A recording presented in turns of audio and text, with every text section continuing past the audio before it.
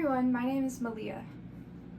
There's a common assumption that faith means believing without any evidence, that it's blind trust disconnected from reason. Because of that, many people assume that Christianity and science are naturally in conflict. I don't believe that. I don't believe that Christianity asks for blind faith. Scripture says, "Test everything, hold fast to what is good." 1 Thessalonians 5:21. Faith is not about shutting down questions, but examining and discerning. Studying science doesn't contradict believing in a creator. It's how we study the structure, order, and patterns of what God has created. Think about this. You've never seen gravity. You've never seen a single atom with your eyes. You've never seen dark matter, yet scientists accept its existence because of the measurable effects that it leaves behind. Science constantly works with ideas that we cannot directly observe. We study the evidence and impact and draw conclusions. Historians do the same thing. None of us have met Alexander the Great, so why do we believe that he existed? We accept his existence because of the preserved historical records.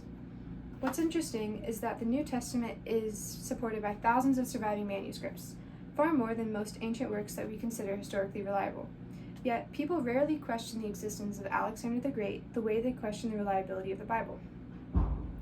Science uses evidence. History uses evidence. So why is faith the only one accused of ignoring it?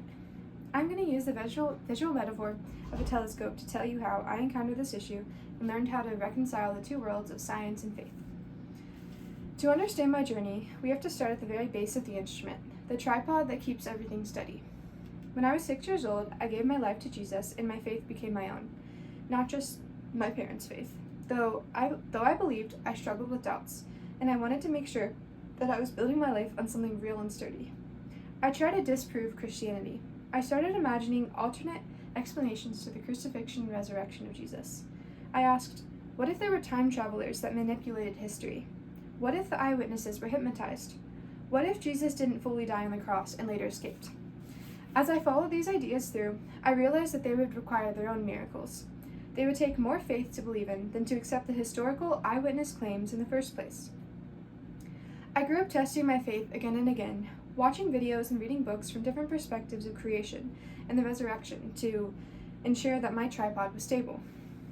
While a sturdy tripod provided my foundation, I still had to learn how to keep the image sharp when some scientific theories began to challenge my vision. The next part of my telescope is the adjustment knobs. In middle school and high school science classes, I studied evolution and the Big Bang Theory. It felt like I was being forced to choose between believing in science and believing in faith. Instead of dismantling my telescope, I adjusted the knobs. I revisited interpretations of creation recorded in Genesis. I learned that there are many different approaches to how the Bible explains creation.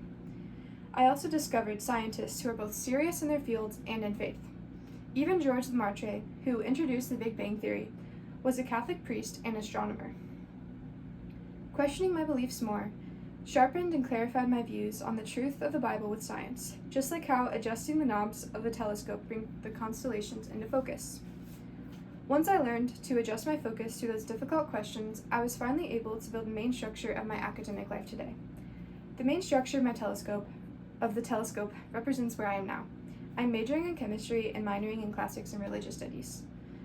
To some, that sounds like a complete contradiction, but I enjoy studying science as a way to understand the complexities of God's universe, not as a completely different theory or idea, part of the same instrument. So, what if science and faith were never meant to compete? What if they were meant to work together? And if you've already decided that they can't, maybe it's worth looking again. Finally, after the tripod and knob adjustments, there's the telescope's eyepiece, the place where everything comes into focus and you can see into the universe. My faith helps me find meaning in life and in the why of everything.